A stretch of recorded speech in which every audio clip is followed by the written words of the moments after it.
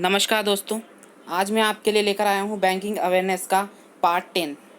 ठीक है, और साथ में जो रहेंगे हमारे करंट अफेयर्स भी रहेंगे 19 और 20 अक्टूबर 2020 के। ठीक है, आज 10वां पार्ट करेंगे हम इसका, जिसका टॉपिक रहेगा इन्फ्लेशन का, और कल जुलाई का दूसरा पार्ट हम करने जा रहे हैं। चलिए बिना वक्त गवाए शुरू करते हैं आज का सेशन। उसके पहले एक न्यूज़ है, आईबीपीएस का रजिस्ट्रेशन 2020-21 के लिए शुरू होने वाले हैं जल्द ही। इसमें IBPS RRB PO clerk, IBPS PO और आईबीपीएस क्लर्क के जो होंगे रीओपन होंगे रजिस्ट्रेशन। जिन बच्चों ने पेपर नहीं दिया था, मतलब है कि जो एलिजिबिलिटी क्राइटेरिया नहीं था उनका, वो अब नए बच्चे जो हैं पेपर दे पाएंगे। ठीक है, चलिए उनके लिए एक अलग से एग्ज़ाम होगा। ठीक है, चलिए शुरू करते हैं आज का सेशन। और साथ में एक और ज़रूरी बात, जिन्होंने रजिस्ट्रेशन नहीं करा था आईबीपीएस आरआरबी के लिए, वो बच्चे भी पेपर दे पाएंगे। ठीक है, चलिए सेशन शुरू करते हैं। मैं ये जो सेशन रखूँगा बाइलिंगुअल रखूँगा, मतलब बैंकिंग के जितने भी टॉपिक्स क्वेश्चंस रहेंगे 351 से 390 इंग्लिश में बोलूँगा, और जो करंट अफेयर्स रहेंगे वो हिंदी इंग्लिश दोनों में बोलूँगा। ठीक है, चलिए शुरू करते हैं। Inflation is the stage in which answer is the value of money decrease. Money की जो वैल्यू होती है क्या हो जाती है, डिक्रीज हो जाती है, तो महंगाई बढ़ जाती है। ठीक है, चलिए next question. Which among the following is exact opposite of inflation? Answer is deflation. Next question, inflationary gap said to exist when? Answer is real GDP greater than potential GDP. Deflationary gap said to exist when? Answer is real GDP less than potential GDP. अगला सवाल है आपका, inflation brings most benefit to which one of the following? Answer is debtors. Answer is debtors. अगला सवाल है, inflation is mostly harmful to which one of the following? Answer is creditors. Next question, increase unemployment and inflation is situation of stagflation. Stagflation. Next question, who among the following are not protected against inflation? Answer is agriculture farmers.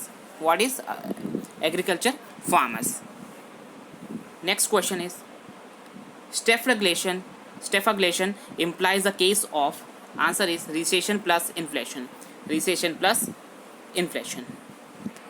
Next question है, deficit financing aims to put more money into the economy by creating additional paper currency to fill gap between the expenditure and revenue. The device aims to economic development, but if it fails it generated inflation. Next question, a cause of inflation is increase in money supply and fall in production. Next question है, how inflation affect the price of the commodities? Answer is price of the commodities increase. ठीक है, next question, when there is a high inflation in the economy, how will it affect the supply of money in the economy? Answer is supply of money increase. Next question, which out of the following is phenomena that leads to stagflation? Answer is it is a situation of persistent rise in inflation along with dip in growth and increase in unemployment. Next question, which out of the following is phenomena that leads to hyperinflation?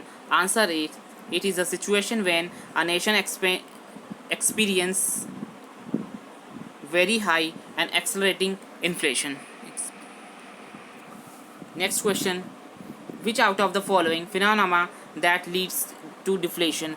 Answer is it is that situation where price fall continuously or have tendency to fall. Next question is, which of the following is phenomena that leads disinflation? Answer is it is a decrease in the rate of inflation, a slowdown in the rate of increase of the general price level of goods and services. Next question, an increase in cost will shift aggregate supply. Shift aggregate supply. Next question, the effects of inflation on the price competitiveness of a country's products may be offset by a depreciation of the country currency, a depreciation of currency. Next question is, which out of the following is termed as core inflation? Answer is, it represents price rise in goods and services but does not include article from food and energy sector. Next question is, demand pull inflation may be caused by. Answer is, a reduction is interest rate. A reduction in interest rate may be caused by the demand pull inflation. Next question, which out of the following is phenomena that leads to demand pull inflation? Answer is, it is a situation when aggregate demand in economy outpace aggregate supply. Next question, which out of the following is phenomena that leads to cost push inflation? Answer is, it is a situation caused by an increase in price of input like labor, raw material. Next question, when price increase due to increase in factor price, it is cost pull inflation. Next question is, how the inflation affects the spending expenditure of an individual of an economy? Answer is, the spending will increase. The spending will increase. Which authority generally regulate the inflation rate in India? Answer is, RBI. Most important question for RRBs. Next question,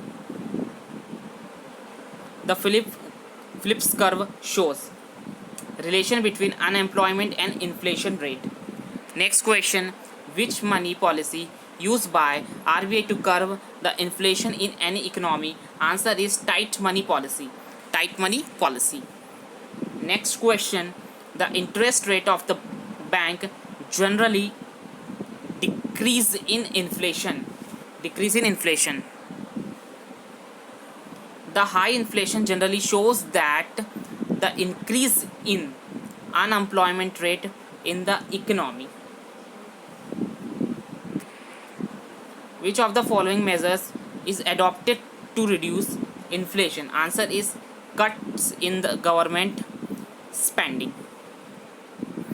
Next question है, an increases in injection into the economy may lead to. Answer is, an outward shift of aggregate demand and demand pull inflation. Next question, an increase in aggregate demand is more like to lead the demand pull inflation if.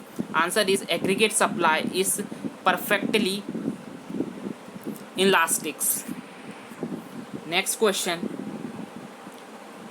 menu cost in relation to inflation refer to.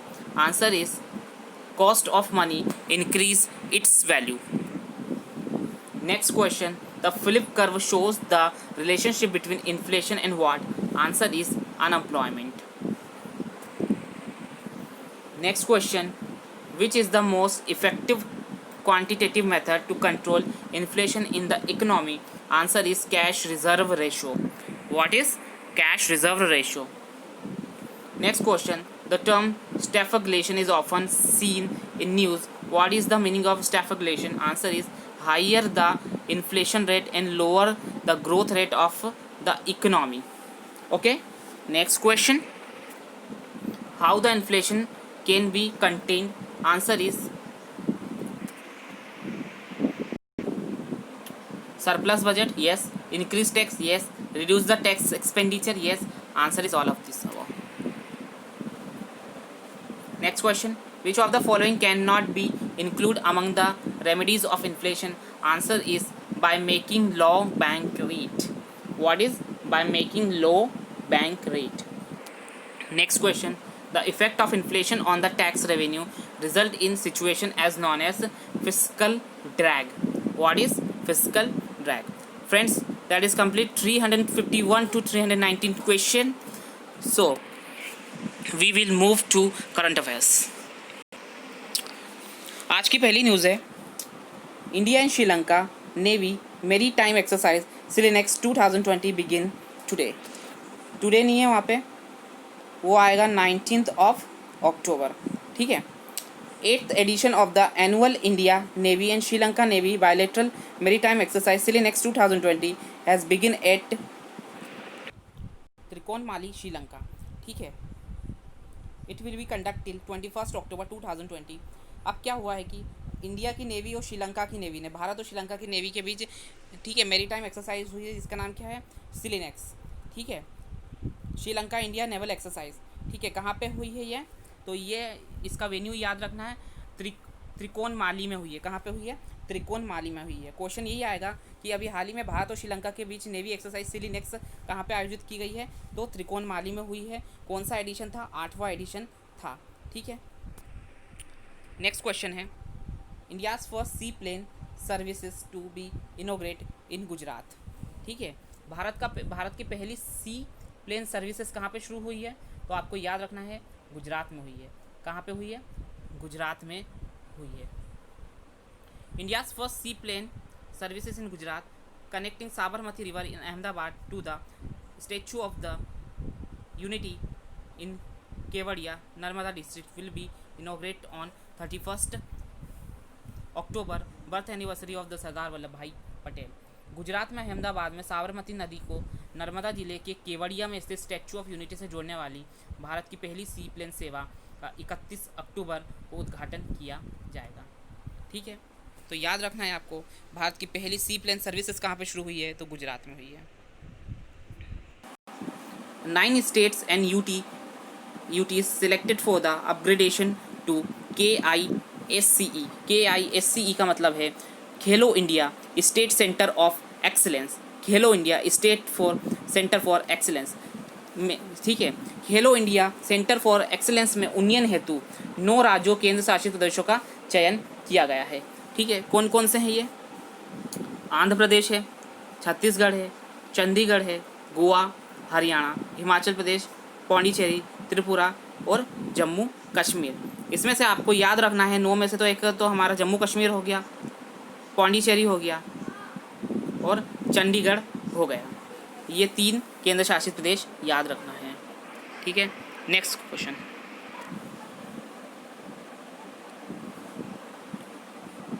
Mar Thoma church head Joseph Mar Thoma passed away, ठीक है। Mar Thoma church के प्रमुख Joseph Mar Thoma का निधन हो गया, ठीक है,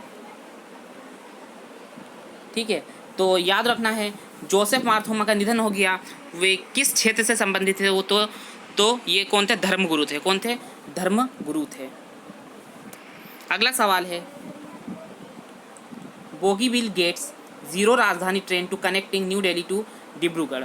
नई दिल्ली से डिब्रूगढ़ को जोड़ने वाली बोगीबिल को मिली जीरो राजधानी ट्रेन, ठीक है। देखते हैं क्या है। A new superfast train named as a Zero Rajdhani has been started between New Delhi and Dibrugarh at India's longest 4.94 kilometer rail and road bridge through the Brahmaputra Bogibeel. Zero राजधानी के नाम से एक नई सुपरफास्ट ट्रेन नई दिल्ली और डिब्रूगढ़ के बीच भारत के सबसे लंबे, ये माफ़ कीजिएगा, ये 4.94 किलोमीटर है ना, 94 किलोमीटर लंबे रेल तथा सड़क पुल पर ब्रह्मपुत्र बोगीबिल के बीच शुरू की गई है। बस याद रखना है कि जीरो राजधानी किस किस के बीच में शुरू करी है? कौन से 2 शहरों के बीच में? नई दिल्ली और डिब्रूगढ़ के बीच में, ठीक है। Zero Rajdhani train via this will save time of around 100 kilometres, ठीक है, 100 किलोमीटर तक का समय बचाएगी, ठीक है। इट्स नंबर इज़ 02505 और 02506 whose zero makes its special train the like of which are operated temporarily. इसकी संख्या 02505 और 02506 जिसका शून्य इसे विशेष ट्रेन बनाता है, जिनमें से विकल्प अस्थायी रूप से संचालित हैं। बस आपको याद रखना है, हो सकता है कि इसका नंबर भी पूछ ले, क्योंकि मोस्ट इंपॉर्टेंट क्वेश्चन है। आपको याद रखना, 0 राजधानी ट्रेन किन 2 शहरों के भी शुरू करी है ये, तो नई दिल्ली से डिब्रूगढ़, और इसका नंबर क्या है 02505 और 02506। 94 किलोमीटर लंबे सड़क तथा माफ़ कीजिएगा रेल तथा सड़क पुल पर ब्रह्मपुत्र बोगीबिल की भी शुरू की गई है। चलिए अगला सवाल आपका बनता है, government extend 40% discount on cargo movement at Chabahar port. Chabahar port पर सरकार ने माल के परिवहन पर 40% की छूट बढ़ाई है।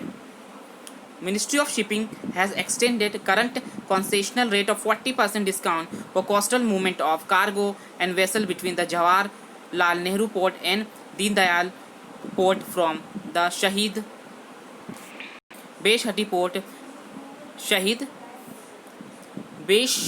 Beheshti port, Iran for further 1 year. जहाज रानी मंत्रालय ने जवाहरलाल नेहरू शिपिंग माफ़ कीजिए मिनिस्ट्री ऑफ शिपिंग ने जवाहरलाल नेहरू पोर्ट और दीनदयाल पोर्ट से दीनदयाल पोर्ट को एक नाम और क्या दिया गया है, शहीद बेहेश्ती पोर्ट, चारबाहार, ईरान के बीच कार्गो और पोत के तटीय आवाजाही हेतु वर्तमान रियायत दर को 40% से बढ़ा दिया गया है। 40% की छूट दी गई है। क्वेश्चन ये आएगा, भारत सरकार ने अभी हाल ही में चारबाहार पोर्ट पर जो है कार्गो मूवमेंट के लिए डिस्काउंट कितना कर दिया है, बढ़ा दिया है, तो 40% तक बढ़ा दिया है। मोस्ट इम्पॉर्टेंट क्वेश्चन है, IRDAI rolls out standardized life insurance cover Saral Jeevan बीमा। ठीक है, IRDAI ने क्या करा, एक स्टैंडर्ड लाइफ इंश्योरेंस पॉलिसी सरल जीवन बीमा शुरू किया है। किसने, IRDA ने। ठीक है, insurance regulatory and development authority of India has unveiled is a standard individual term life insurance product सरल जीवन बीमा। ठीक है, बीमा नियम है ना, IRDAI ने क्या करा है, व्यक्तिगत जीवन बीमा उत्पाद सरल जीवन बीमा शुरू करा है। इंपॉर्टेंट चीज़ है, आपको याद रखना है। ठीक है, एलिजिबिलिटी इसकी क्या है, 18 से 65 साल तक, यानी कि आप 18 और 65 के बीच के हैं तो आप इस पॉलिसी को ले सकते हैं। ठीक है, पॉलिसी का टेन्योर कितना रहेगा, 5 से 40 साल तक का रहेगा। It allows of a maximum maturity age of 70। यदि कोई व्यक्ति 42 में रहेगा और 70 साल तक का होता है तो इसका लाभ उठा सकता है। परिपक्व आय यानी कि मैच्योरिटी पीरियड कितना होगा, 70 साल होगा। ठीक है, 70 साल होने पर मैच्योरिटी हो जाएगी, या फिर 40 वर्ष पूरे, जो पहले हो जाए। चलिए नेक्स्ट क्वेश्चन है, education minister address Asian PhD fellowship programme. शिक्षा मंत्री ने ASEAN PhD फेलोशिप कार्यक्रम को संबोधित किया। ठीक है, बस क्वेश्चन यही आने वाला है। क्वेश्चन यही आएगा कि किसने एशियन PhD फेलोशिप प्रोग्राम में संबोधन दिया था या प्रतिनिधित्व भारत का किया था, तो वो आएगा डॉक्टर रमेश निशांक पोखरियाल ने। किसने, डॉक्टर रमेश निशांक पोखरियाल ने। कौन है डॉक्टर रमेश निशांक पोखरियाल, शिक्षा मंत्री है भारत के। The third world statistic day will be celebrated around the globe on 20 अक्टूबर 2020। ठीक है, वर्ल्ड स्टैटिस्टिक डे कब मनाया गया, 20 अक्टूबर को मनाया गया। कब मनाया गया, 20 अक्टूबर को। इसकी थीम क्या थी, connecting the world with data we can trust. ठीक है, 20 अक्टूबर को मनाया गया क्या, विश्व सांख्यिकी दिवस। नेक्स्ट क्वेश्चन है आपका, एशिया पावर इंडेक्स 2020 रिलीज कर दिया गया है। इसमें भारत को कौन सा स्थान मिला है, चौथा स्थान मिला है। और टॉप किसने करा है, इसमें टॉप करा है USA ने। ठीक है, किसने, USA ने। दूसरे नंबर पे कौन रहा है यहाँ पर, तो दूसरे नंबर पे रहा है चाइना, और तीसरे पे रहा जापान, और चौथे पे रहा भारत। ठीक है, ये याद रखना है। चलिए आगे, Australia to join Malabar naval exercise next month. अगले महीने होगी मालाबार एक्सरसाइज। ठीक है, इसमें अब ऑस्ट्रेलिया भी हिस्सा लेगा। ये 3 देशों के बीच होती थी, भारत, जापान और USA। भारत, जापान और USA। ठीक है, कहाँ पे होगा ये, बंगाल की खाड़ी और अरब सागर में होने की उम्मीद है। ठीक है, अभी तो सिर्फ ये बोला गया है कि 2 में से कोई सी भी जगह पर हो सकता है, या तो बंगाल की बे ऑफ बंगाल में होगा या अरेबियन सी में होगा, कहीं पे भी हो सकता है। अगला सवाल है NITI Aayog to establish frontier technology cloud innovation centre with Amazon web series. Amazon web series के साथ मिलकर नीति आयोग क्या स्टैब्लिश करेगा? Frontier technology cloud innovation centre.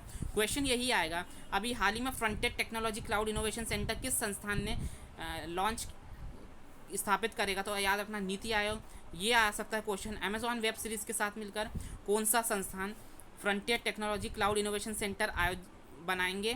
तो आपको याद रखना नीति आयोग, और ये याद रखना है कौन से दो ऑर्गेनाइजेशन मिलकर frontier technology cloud innovation centre बनाएंगे? तो आपको याद रखना नीति आयोग और अमेजॉन वेब सीरीज़। या ये क्वेश्चन ऐसा भी आ सकता है कि नीति आयोग और अमेजॉन वेब सीरीज़ ने हाल ही में किस क्लाउड सेंटर के स्थापना के लिए हाथ मिलाया है? तो याद रखना है आपको frontier technology cloud innovation centre. अगला सवाल है 9th session of the India Oman joint commission virtual meeting held. ठीक है, भारत और ओमान के बीच नोवा सेशन हुआ है वर्चुअल मीटिंग का।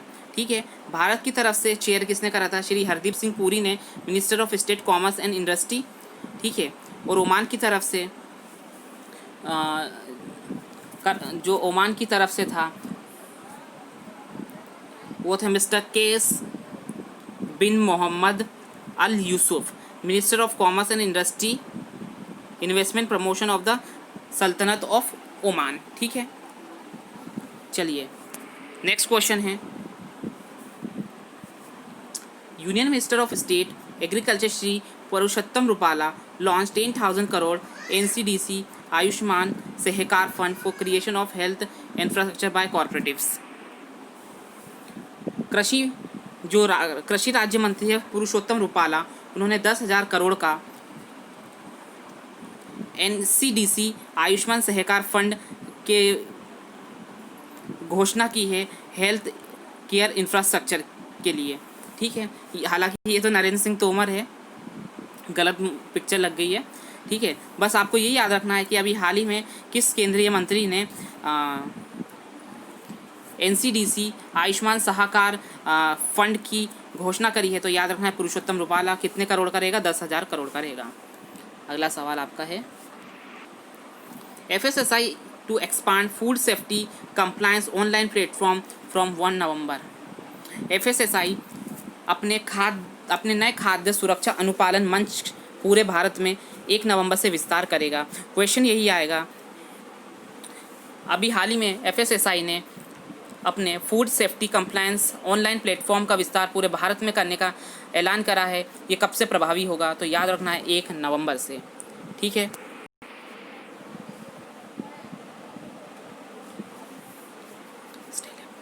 स्टेल ऐप लॉन्च मूव पे for dairy farmers in Rajasthan.